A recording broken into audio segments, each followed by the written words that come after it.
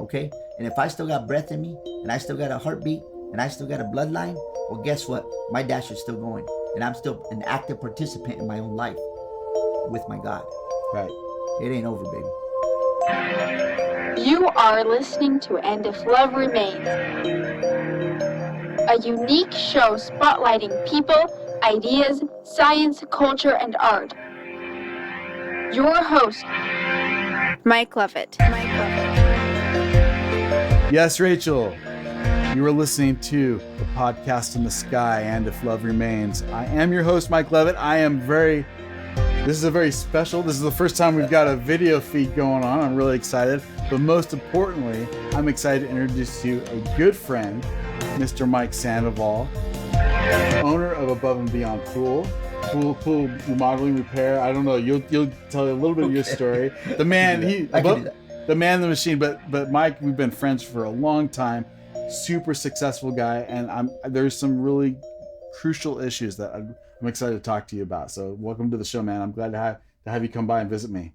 No, thank you. It's been it was an honor for me when you invited me on. It was a great honor for me to be on this because, like you said, we go way back. Yeah, we go way back, and you were and you hit the nail on the head not too long ago when you said you were pretty sure that you were a inspiration or a motivating factor in my life, and you were. I was so young, man. I didn't know about mortgages. I didn't know about like rule of 72, and I didn't know about about investments and about allowing if your money's not working for you, it's working against you, and all this good stuff that you and Jack taught me and bestowed upon me, man. I was like, that was all due to me. I was fired up, and I went out there and I was doing these mortgage deals and stuff, and so that was a huge part of my early life, and really started my little gerbil on the little wheel that's ultimately got me to where I am right now. Man, that's awesome. I really, that means a lot to me, and it was so great to get back in touch with you. When you talk about Jack, you're talking about my good friend, my mentor, Jack Selduty. Just a guy that we got to know so well, a real inspiration, a guy who, like I said, like you couldn't ask for a better mentor than this guy, and a better friend. He's just a good guy and taught us a lot. And so I was really thrilled to, be able to share some of that knowledge with you, and that you've been able to use it and use, those business concepts. Right. That, and bring it to bear. You bring it into your own, and really, I we're friends on Facebook, and it thrills me to death when I see you, like, you bought a new classic car, or you're working on a truck, or I see you, like, hitting the bag with your kids. Right. Dude, that stuff just makes my day when I see it, because I just know, man, La Dolce Vita, the sweet life. That's what Mike Sandoval is living right now. Well, with that sweet life, that society believes is sweet. At the end of the day, we have to believe it's sweet, because what's good for the geese isn't always good for the gander. Well, and the sweet life, by the way, I don't think it just means like a monetary thing. Right. The sweet life is like, it's like, what did he say in that movie? Show Me the Money. Like, it's the Quan, it's the lifestyle, it's the family, it's the freedom, the joy, the spiritual life. Absolutely. Everything is along with that. Absolutely. And with my life, and with, I got so many friends, and even family members, this isn't a toot on my horn, but I actually look at it the other way around. I don't like when they say it. I feel uneasy about it. When they come up to me, they're like, Mike, you made it, or must be nice. That's a common phrase, right? Must be nice. Right. And what I know that they're relating that to is a monetary value. Yeah. Society, the world, for lack of a better term, we'll call it the world, okay? The world believes when a man can wear good clothes, when a man can drive nice cars and live in a nice house, he's made it.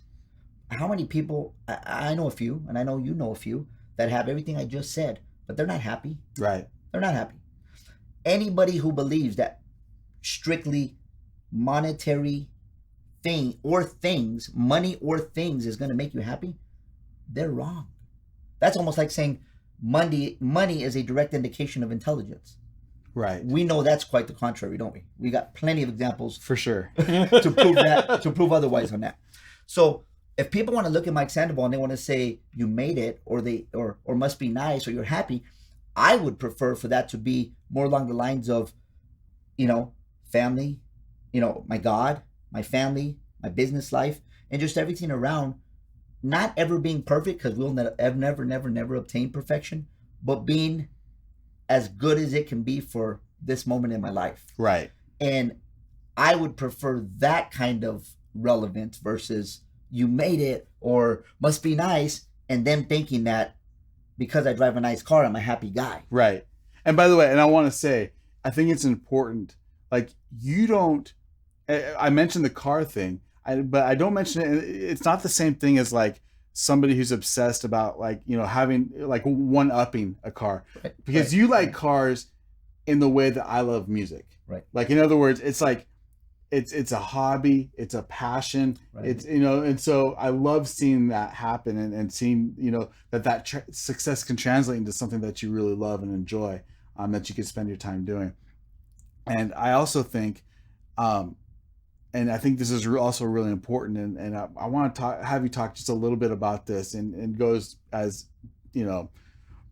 be as detailed as you want. Like if you want to just skim over it, I get it. But I think it's important for people to realize like that made it feeling, or that made it point. It only comes with a lot of sacrifice, and it comes with a lot of failure. That's right. And that's right. I think it's really important for people to understand, like, it's always on the other side of failure. So can you talk to that in your life? And man, you're talking to my heart, Mike. You're talking to my heart. I ran into somebody at one of my material suppliers. And I got to talking to him, and he was actually next to me in line, and he was mad about his boss. He was mad. Like, there was some F-bombs going on. He was mad about his boss. And our material suppliers, we go in there and they provide our pumps and our filters and all of our little gadgets and stuff necessary for the swimming pools that we build and remodel. And I'm in there, I'm in this line, he's in this line, and he's just going off, man. It's a bad day for this guy. My boss this, my boss thinks that, and he just doesn't understand, or whatever. But I happen to know the company that this individual works for, and it's actually a really, really good company out here in East Valley. Very predominant company, very successful, a very respectful company, and I know who his boss is. So I kind of respectfully just kind of looked over, and I said, hey, sir, I said, your boss, I know him. And he said something kind of bad about him, but was kind of surprised, like, oh man, is this guy going to tell him or what, right? And I said, and this is what I did. And I made it as simple as possible, but I also didn't want to like make myself look bad. This wasn't a confrontational thing. I just wanted to impress on the guy, and that's it. But do it in a respectful manner, okay? And so I looked over at him and I said, do you know the difference between the most successful person you've ever met and the least successful person you've ever met? And he's looking at me, and now I got the attention of the guys behind the counter, even helping this guy and then one helping me. And everybody's kind of scratching their head and they're waiting to hear the answer, right? Yeah. And I'm going to tell them my answer. I doubt this is the right answer, but it's my answer. Yeah. And I said, the most successful person you've ever met has probably failed way more times than the lesser successful person has ever tried. That's right. And he looks at me, and I said, let me explain. I said, we only win when we don't stop trying. Yeah. We have to fail. And I'm going to steal this right out of Zig Ziglar's book, right? We have to fail forward. Every time we fail, we actually learn, and we can get better. We're not going to learn in our winnings. We're going to learn in our failures. Okay? I've had some failures in my life that have taken me to my knees, that have taken my money, that have taken my homes, my investment properties, have taken everything from me. And I'm borrowing from my in-laws to even pay my mortgage. Okay? But those failures right there contributed to the man I am today. Without those failures, it is not possible for me to be who I am today. Right. You see, I always explain it like a seed. You can take that seed and you can put it on your counter. It can be an apple tree. Put it on that desk right there. Right there. Let's see how long it takes to grow. Okay, I'm going to bet it's probably not going to grow. But let's take that seed, let's throw it outside, let's bury it. Let's dig a hole, put it in that hole. Let's throw some dirt on it. Let's kick some dirt on it. And let's start to throw some water on it to simulate a storm, maybe even a storm in our life, right? Right. See the relevance here? So guess what? That seed's going to grow. And when that seed grows, it's going to bear fruit.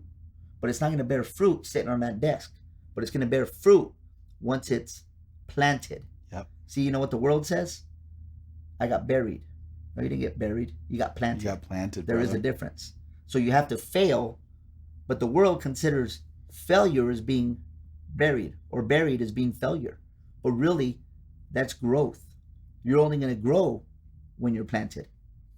And that's, see, dude, that's wisdom. That's good stuff. You have to. So because I am where people think I am, it's because I have failed.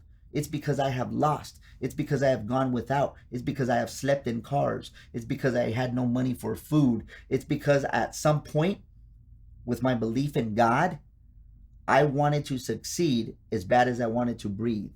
Mm-hmm. And when one can obtain that level of that mindset in their life, you will succeed. I think life has this really, really amazing way of not denying he who wants it so bad, he who doesn't stop, he who will stop at nothing till he gets what he wants. Life has this amazing way of eventually just giving in. Absolutely. And there's two things I want to mention with what you just said. Number one, your belief in God. And yes. I think that's first and foremost, because in order to have that attitude, you've got to have faith. You have to have faith that when you're naked and alone, God's going to take care of you. Yes. Because there'll be a time when you're naked and alone, and as a broken and fallen man, you've got to like reach up and go, okay, where's my next step? And that you can only have the courage to be willing to fall that far, knowing that your backstop is God. That's right. That's the only way. 100%. So that's number one that I wanted to say. The second thing I wanted to mention is, I think we absolutely, this goes along the same lines. We absolutely, the biggest crisis in America today isn't the financial crisis. That's right. It's not a crisis because it's not a political crisis. It's not even a crisis of the family. It's a crisis. It's a spiritual crisis, and it's a crisis of faith. And if you want to succeed in life, the first thing you've got to do is find that faith. And I'm a believer in Jesus Christ. I know you are too. And so that's where I would recommend that people would start. But man, just find faith. Find something that's gonna give you the courage to take that next step into the darkness. That's right. I mean, faith is, there's a million definitions of faith. I like to say faith is allowing the soul to go beyond what the eye can see. Yeah. We've heard it in a simpler form, right? Taking the next step when you can't see the rest of the staircase. That's right. Okay. Believing in something greater and bigger and higher than ourselves. Okay. I do a little ritual when I wake up in the morning. I started this a few years back. I wish I would have started it sooner. Right. And this is what I tell people that are having problems in their life, people that are having troubles, people that just seems like life has just planted them, right? And they just can't quite get over. I'm totally using that from now on, though, by the way. they can't get over what life has done to them, right? Yeah. And here's what I tell them. I say two things. My advice is across the board. My advice will work for just about anybody who's willing to use it. It's worked for me. I've seen it work for countless people. And I'm not just trying to give you some self-help or guidance or something I read in a book or something I've seen in a movie, man. I'm talking about something that has helped me personally and helps me daily. I wouldn't be the Mike Sandoval I am today if I didn't utilize these principles that work, okay? I'm gonna tell you one of them. One of them right off the bat is this. When I wake up in the morning, the first hour of my day is self-improvement and giving my day to God. I give my day to a higher power, and that's called the renewal of the mind. Every day when I wake up, I want to give my mind, give my heart, give my soul, give everything in my being before the rest of the world wakes up. I wake up at 4:15 in the morning every day, like clockwork. I know. I see your posts. But I do that for a few reasons, to get a jump on my day, and I need to get this right. Because if I can get this right, I can always get that right. Well, and if you can overcome any kind of sleepiness, like if you can have that kind of discipline, no matter how you feel, it's like it gives you a superpower. Absolutely.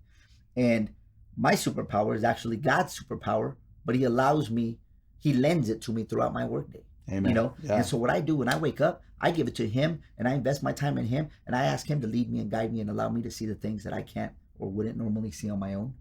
And then it's just amazing, Mike. I can give you so many examples. We could be here for 24 hours talking about the examples that I've seen that God has done for me in my life.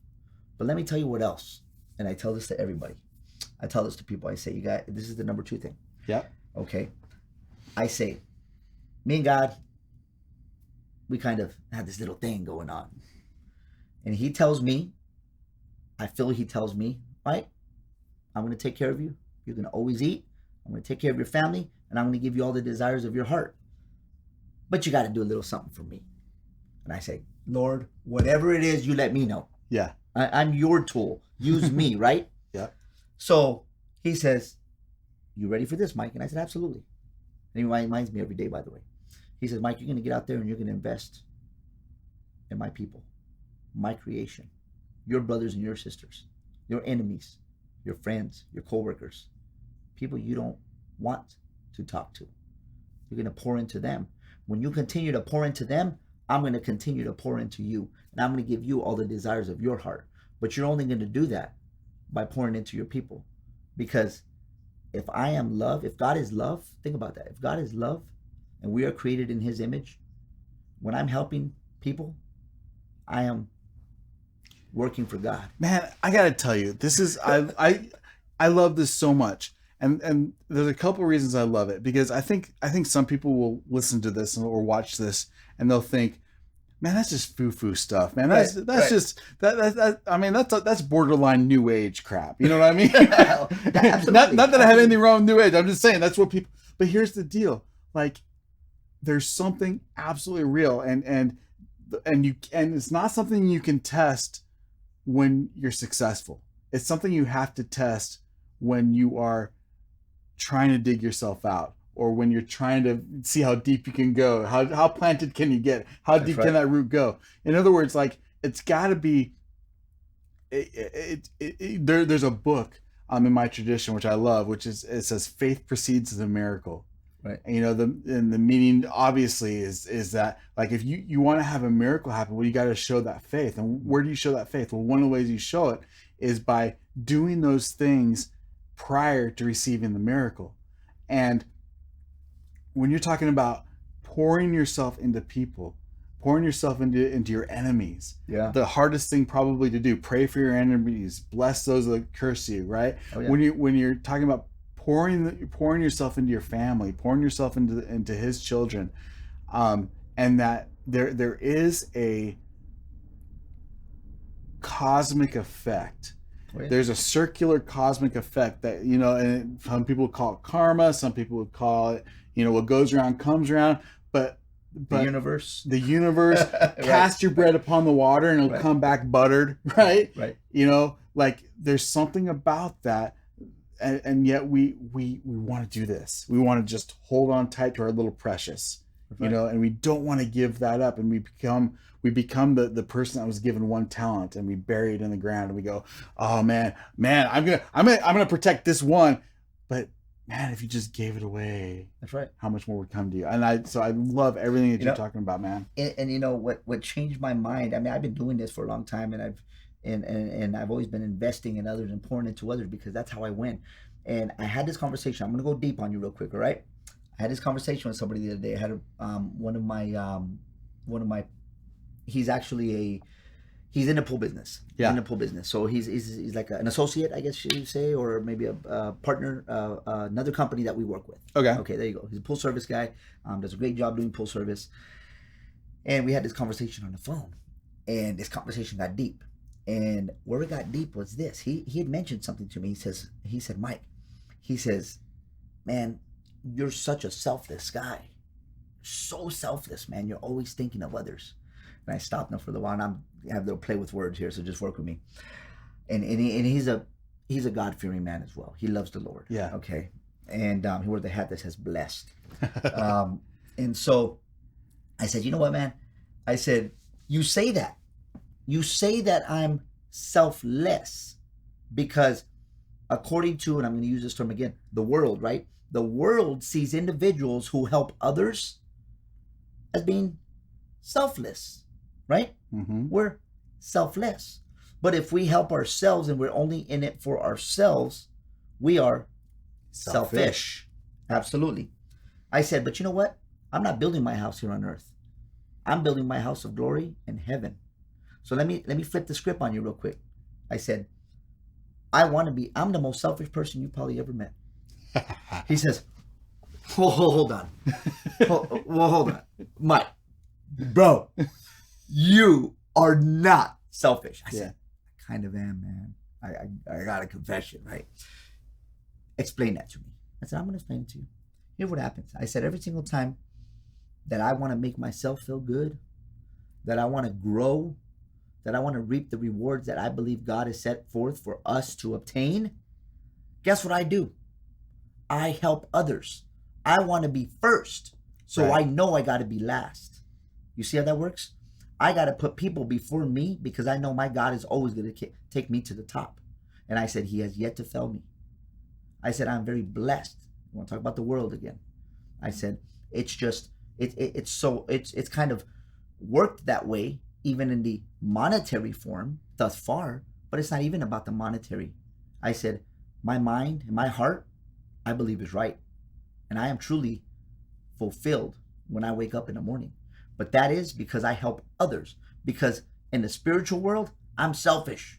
Right. I'm so busy helping others, I want to be last in the earthly world so I can be first in the spiritual world. And something miraculous happens when you do that. The miraculous thing that happens when you do that, when you put yourself last here, you actually will even become first here. You know what Pitbull says? And I'm going to steal it from Pitbull. I hope you don't sue me on this, right? He says, anybody that says money can't buy happiness has not given enough of it away. Woo. That was deep. That's so good. Deep. Anybody who says money can't buy happiness has not given enough of it away. Yeah. And then he goes on to say, he says, there's a term, there's a song. It says, more money, more problems. He says, I think it's more money, more opportunities. Okay? That's right. We have to change the way we think. We have to change our mindset. Okay? So going back to what I was saying, if you've got money, if you've got the financial capabilities, help others. Bless others. You know why? Because no one has ever gone broke by giving. Maybe they have. I don't know of anybody. Yeah. I don't know of one person, Mike, that is given out of the kindness of their heart to help that homeless person, to buy this person food, to put that kid through a private school, to buy this kid shoes. I don't know of one of those people that have gone broke and lost everything they have in this world because they gave their money away to a good cause, to good people that need it. I don't know one. I don't either. You see? And you know, I think, again, it's that like precious. When you see money as energy, and not as a, you know, and I'm gonna use this term. I don't think this is exactly right, but I'm gonna use it anyway because it's crude. But like as a thing to hoard, right? You know, if you see it as energy, the energy needs to consistently be flowing. It's got to keep going, and success. And you know, when we talk about money, we're talking about like worldly success, like you said. Right. Like it's not about the money. It's about like the La Dolce Vita.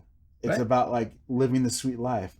Now, I want to talk about something I know is, well, I think it's close to your heart. I think it's close to anybody's heart who has, you know, as you said, people will say I've made it, you know, and unfortunately that has kind of a negative connotation. It can, yeah. And what, you know, and I'm sure you've experienced people. Let me premise it this way. You know, the Bible says the root of all evil is what? Money, right? No, the love of money, right? The love of money. And so many times it's the people that don't have it that love it the most. That's right. And I'm sure you've had situations where you've had to, where relationships have been hurt, not because of anything you did, but because of the person you become, or because of the worldly success that you've had. Talk to me through that. That's got to be like a difficult thing for you to work through. Yeah, you know, 100%, man. There's just a lot of different angles you can actually go with this. And I'm just going to speak from my personal experience of both friends and family maybe employees, maybe coworkers, maybe business partners throughout my life. And, one can question, does money change you? Does money make you into a person? Is money evil, right? Right. Does money make you into a person that people around you don't want to be around? Potentially. And I'm just going to say, Dave Ramsey said it best. I love Dave Ramsey. Dave Ramsey says, money's just going to make you more of what you already are. Okay. Mm-hmm. If you're a greedy guy, you're a selfish guy, you don't like helping people on earth, right? And you just don't like that, well, then guess what? When you have money, you're going to be just that times 10.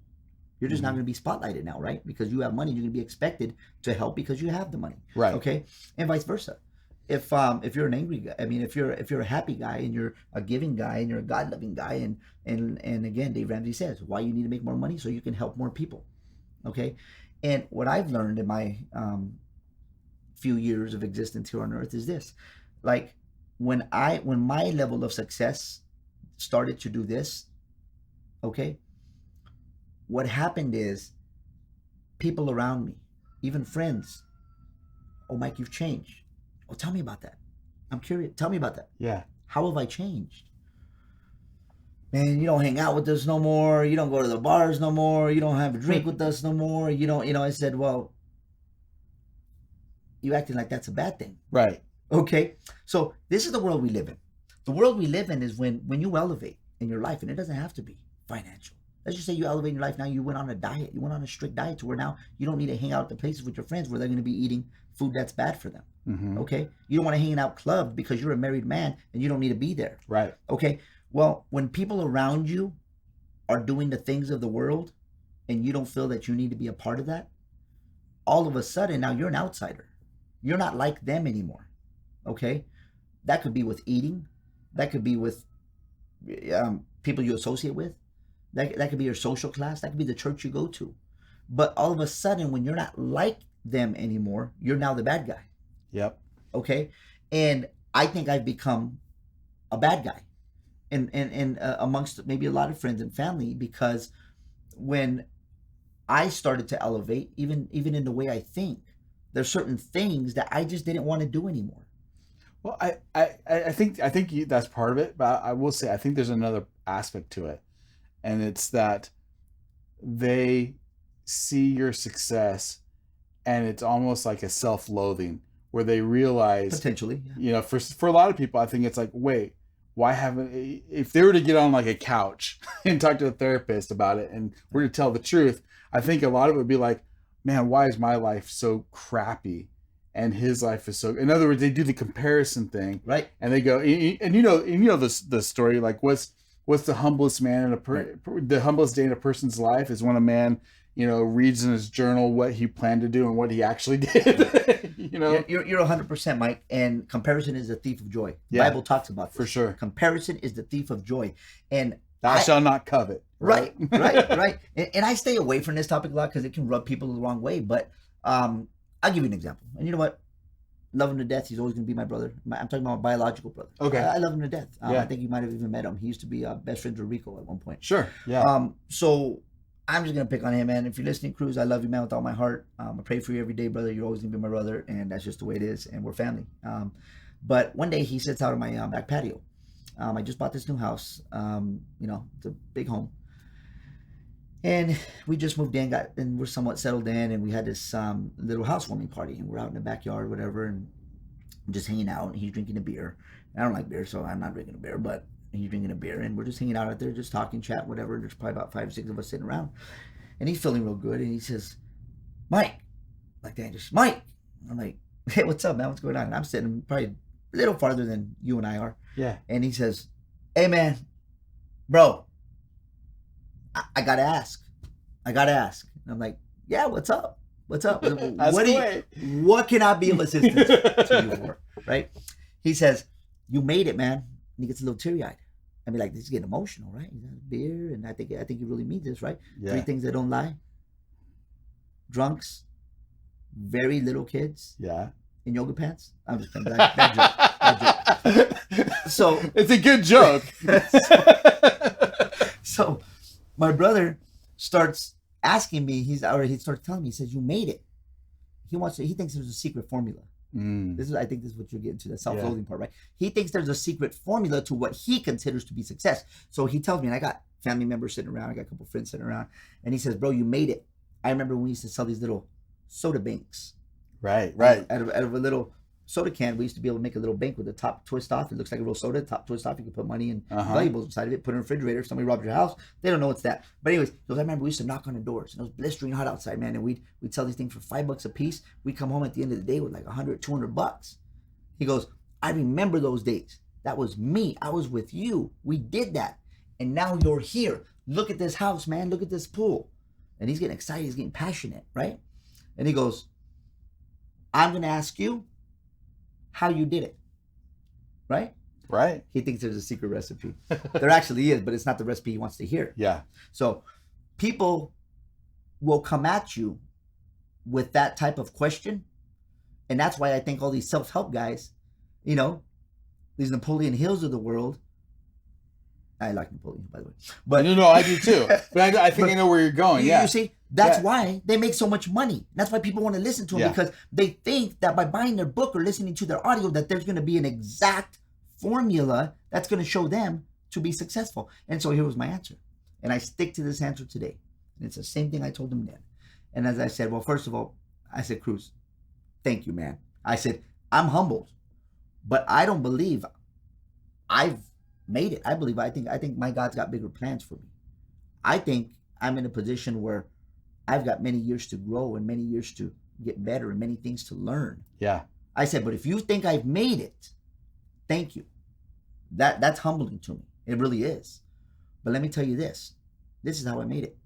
When I let go of those things in my life that didn't benefit me, those things in my life that held me down, those things in my life that I knew was wrong, my God, your God, elevated me to places I never thought I would be, because he was there with me the whole time. Mike, that's so easy though. Come on, man. And then he got mad. He got angry. He says, no, man. God didn't do that. You did that. God didn't wake up in the morning and go to work. God didn't sell that deal. God didn't make this hustle. God didn't do that. I love you it. did. By the way, I love it, because that is the crux of the matter, dude. Right. That is so. Right. I mean, that's exactly the right. Like when somebody's being honest, that's exactly what they're gonna say. So, moral of the story, he wanted me to tell him, okay, go up the street 100 yards, take a right, knock on this door, ask them for this, they'll give it to you. Go up the road again, go to the QT, hand it to the guy over the counter, and he's going to give you 10 million bucks. Right. Okay? That's exactly how it works. He wanted a recipe. He wanted a roadmap to be what he considered to be a success. When the roadmap is the New Testament. Absolutely. And you know what? Here's the punchline of this whole thing, Mike, is when he asked me, I told him, but he didn't want to hear what I had to say. You see that? Yeah. He was asking for a question that he didn't want to know the answer to. Right. You see? Because part of my answer means you have to have a belief and a faith in something bigger than yourself. You have to have a faith, understanding that you don't see the end of the staircase, but you're still going to take that step. So, Mike, listen, if you lost it all tomorrow. Yep. Tomorrow, like. Oh, man, you're speaking to my heart, man. Don't let me start talking about Job. Yeah, no, I'm serious though. Like, yeah, I mean, not just your business, like your license, your businesses, your properties, your family. Okay. You alone, naked. What are you doing the next day? What do you do the next morning? You know, so here's the right answer. I've never been there where I've lost my family, I've lost my business, I've lost everything. I've lost a lot. Yeah. I've lost everything, but short of my family and of course all my clothes. But so I can't tell you exactly how I would act, but I could tell you how I should act. Okay, fair enough. This is how I should act. How I should act is I should ask myself, do I have my faith? And if the answer is yes, then I've lost nothing. That's right. If the answer is yes, I still have my faith, then I've lost nothing. I was born, wake up at 4:15, get your mind right. That's right. I was born into this world just like you were, with nothing on, with no friends, no monetary creature comforts, none of the above. And when I pass, I'm going to pass the same way. We've heard this a million times. It's that dash. What are you going to do about that dash? Right. The dash on the gravestone, That's right? exactly right. What are you going to do in that time? Okay? And if I still got breath in me, and I still got a heartbeat, and I still got a bloodline, well, guess what? My dash is still going. And I'm still an active participant in my own life with my God. Right. It ain't over, baby. And there's still time. Amen. Because if I got it once, I can get it again. I'm just preaching to the choir here. I think you might have told me this, or Jack might have told me this. You can take like all the wealth in the world, because all the wealth is owned by like, what is it, 5% of the world? Something like that, right? Owns like 90%, 95% of the wealth, right? They own all the wealth, and the statistics and the experts and all these engineers and people much smarter than myself and yourself say that if you take all the wealth in the world and give it to the bottom like 5%, give that like 5 years, and it goes back to the people that had it in the first place. And I'm sure there's several reasons why that is, but that's my mindset. Here's the thing, and this is what I love about being a human being. We know how to create wealth, and here's what I mean by that. Take a piece of wood that's laying on the ground, doing nothing, sitting there, literally worthless, off the tree. It fell down in front of you. Take that piece of wood, and what do? I don't know. You look at it. Maybe it's big enough. You do a little carving on it. You make it into something. Maybe you build a walking stick or a chair or something, and all of a sudden that little piece of wood becomes valuable. Right. And what did you just do? You created wealth out of nothing. You created wealth out of something that was worthless. That's right. Out of something that would have been just burned, and that's worth something too. But I'm just saying, like we naturally create value if we allow ourselves just to do it and to give, to allow ourselves to see those opportunities. Yes. And whether you're naked alone or have a multi-million-dollar business, wherever you are in life, it's about where can I find value? That's right. Where can I create value that will bless other people? Because I really believe this. And I'm not talking about like corporatism or cronyism or some other form of free market that isn't really free market, but I'm talking about free market capitalism. If you want to be successful, serve the most people. That's right. Amen. You dropped the mic on that one. I mean, drop the mic. Drop the mic. We're gonna have 2 mic drops here. Pardon the pun, right? There's so much to be said about that. There's so much to be said about that. I got people in my life that experience a lot of depression and anxiety on both sides, right? Yeah. Depression, anxiety, somewhat different, but somewhat the same. A little bit different, somewhat the same. But at the end of the day, I tell both of them that there's only one cure. Help somebody else. And I bet you that'll go away, because when you're involved in the service of others, you don't have time to worry about what could happen over here. Right. You see? And so every single day when I wake up, and I told you I give that first hour to God, and I have this renewal of the mind, and I'm putting on my armor before I go out into the world, and I'm ready to conquer anything and any obstacle and any speed bump that comes my way. I mean that. But this is how I do it. I do it in the service of others, whether that be my clients, whether it be my people that work. Nobody works for me. Everybody works with me. Whether that be with my coworkers, whether that be with my family, whether it be with my wife, I want to invest in them because I am selfish. The more I help them, the more I succeed and win. You see how that works? It's kind of like that's almost multi-level marketing type stuff, isn't it? I want to see you all succeed, because when you succeed, I succeed. Well, right. In the spirit, it works the same way. It works the same. When we help others, we win. Listen, in your business, you're in the pool business. Yes. People contact you because they want a pool. Right. And so you give them exactly what they want, not kind of what they want, not sort of what they want. You give them exactly what they want. And if possible, you go, above and beyond what they want. And when that happens, this is the thing that I don't think people understand about economics. It's not a win-lose situation. It's a win-win situation. It's not like you get the money and they don't get anything. No, for them, the pool is more important than the money. for you, because you've got the skill, the money is more important than the pool. And so it becomes this symbiotic relationship where everybody wins. And the more we can think about things in terms of that, and we can see like, and the thing I love about that idea is then it takes money out of the equation. In other words, we could be talking about dollars, Bitcoin, gold, barter. That's like, right. It doesn't matter. That's what matters is that I'm serving you and you're serving me, and we have this mutual voluntary exchange that takes place. 100%. You know, I remember John C. Maxwell. He got asked to do. You're probably familiar with John C. Maxwell, transformation leadership, right? Yeah. John C. Maxwell got asked. He was a pastor for many years, and then he switched and he started doing leadership. And he speaks on leadership. He's the number one speaker on leadership in the world, and has been for many years. John C. Maxwell says that he got invited to speak on business leadership, and he turned it down. He says, "Excuse me." They said, "Well, we want you to come speak to our team on business leadership." He says, "No." He goes, "There's no business leadership. There's just leadership." Right. It can apply to business, but it's leadership, and it's universal.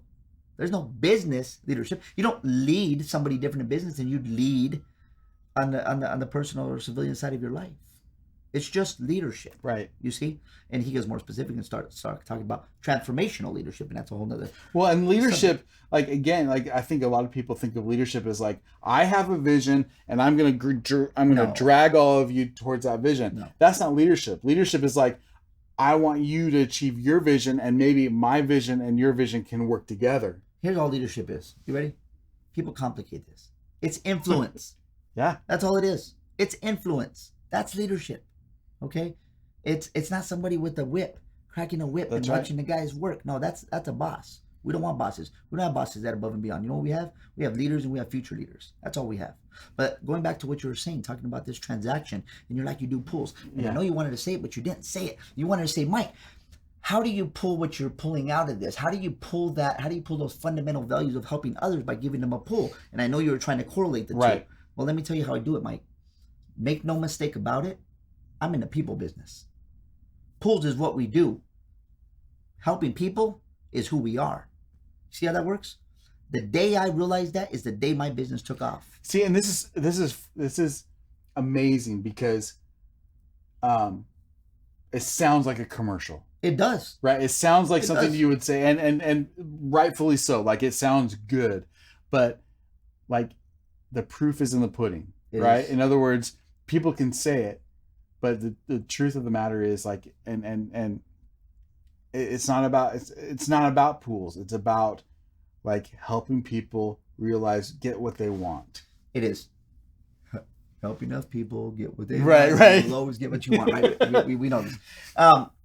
One more time, man. Another story. I love the story because I live my life in these stories because they impress so much upon me. And this is a prime example of what we're talking about right now. Yeah. Yesterday, we had a lady in our office. I'm not going to say her name. She was in our office, her and her husband. She brought her cutest little daughter. And she even had, their daughter had some good jokes. Little daughter, probably about 3 years old, had a great joke. Maybe I'll tell it to you at the end. So anyways, she comes in, and we took on this client because of a pool company that went out of business. Okay. This lady was a realtor.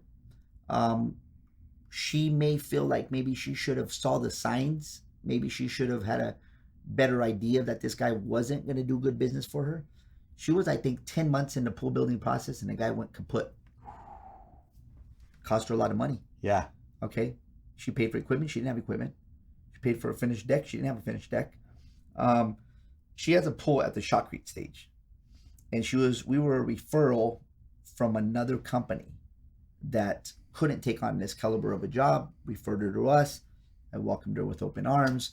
And I have to tread carefully. Being a contractor, I have to tread carefully in these situations because they've already had a horrible experience. They've already spent a lot of money. Horrible experience. If it wasn't for them just trying to sell this house and move on the deal, they may be okay with this pool just sitting there unfinished for several years to recoup their money. But they gotta finish this pool. It's 80% done or 75% done. They need to move forward. I get it. I don't need to go in there with arrogance, with an ego. I don't need to go in there like I'm going to be her savior, like I'm going to come riding in on a black horse and I got an armor and a Marine Corps right. scabbard, right? None of that stuff. I need to come in there because she's my boss. I still have a servant's mentality and a servant's heart. I will be honored to earn her business if she's willing to give it to me even after she got really taken advantage of. I drive up to her job site in a 2015, paid for, slightly dirty vehicle, okay? I think I have 4 tires that don't all match because I might have been riding on a donut. Whatever. Point being, I didn't pull up in an F-350 diesel dually. Yeah. Okay? I pull up in a normal vehicle, and I show up, and I tell her, my name is Mike. Nice to meet you. And I want to see what she has, and I want to listen to her. I don't want to tell her what she needs. I don't want to tell her, I recommend you do this, and I think you need... No. She knows what a pool's going to take because she already paid for one. She just didn't get it. Right. Okay? Tell me what you need, ma'am. I'm here to serve you. Okay? And when all was said and done, she was still kind of, you could tell she still had a little bit of anxiety going. She's like, can you do it? Is this something you guys think you can do? Is this possible? Can you get this done within the next 30 days? How long will this take? She had a million questions. Maybe the questions she should have asked the first time. Right. And here's what I told her. I put my booklet down and I said, what do you do for work? And she says, oh, I'm a realtor. I said, that's really, really cool. I said, well, and I mean, with this market right now, you must be, you got to be, if you're still around, you're still doing business, you must be a really good realtor, and a beautiful house, by the way, and, she told me she had a little daughter and, I wanted to know her. Yeah. I want to know her. She asked me a million questions. I wasn't going around her questions, but I wanted her to feel safe with me, Mike. Right. Let me tell you why. Because it was obvious she liked me. She was talking to me. She was corresponding with me. She was telling me the issues in her backyard. She was telling me about this other company. She liked me, so she talked to me. But if she trusts me, she'll buy from me. Okay? My goal, my objective, I need to get her to trust me. Because in all reality, if she's not going to trust me, I actually don't want her business. Right. I'm not being egotistical. I got so much work. I don't need your business. No, I'm not doing it at all. No, but we've all been in situations where you've taken a job and realized, I knew from the start this was going to go bad. Right. you know? So I want to get to know her. Yeah. Okay? I want to get to know her. And I want her to feel as warm and fuzzy with me as possible because you know what? Mike Sandoval and Above and Beyond is going to stand behind what they say they're going to do. And I put my name on it. Okay? And our reviews say that. But I don't care that our reviews say that. I don't care that her referral that referred me to her say that. I want her to see it firsthand.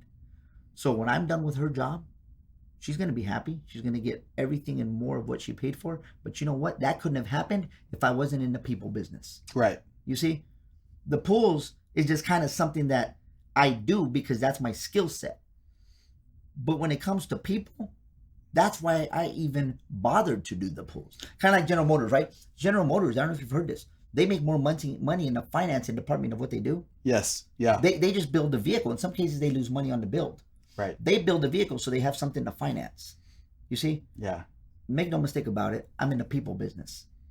We just do it through swimming pools. Hey, Mike, you want to come back? I'm serious. Dude. Deal. Let's do it. All right. Let's do it. Am I getting an invite? Dude, you got to invite. Let's do it. I'm in. We'll do this, again, because okay. You're firing me up, and I know you're firing people up listening. Because again, this is something that doesn't just apply to pools. It applies to financial services. Right. It applies to life. And I think, having these conversations out in the open and I think can help a lot of people. You talk about being in the people business. Right. Man, if somebody can listen to this and go, I want to implement one thing. In fact, let me ask you, what's one thing that you would say, man, you just start with one little thing. What would that be? Get a haircut? Here's the one thing. You ready? Yeah. Write this down. You got a pen? I'm just joking. Success is the byproduct of helping others. Okay. There's success for you. Byproduct of helping others. Help others, you will succeed. There it is. There it is. Mike Sandoval.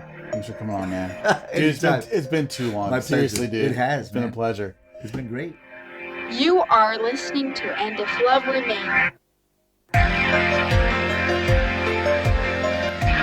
first of 23 installments requested by Dr. Levitt. We're trying to be in compliance here because we're taking him and that whole organization down.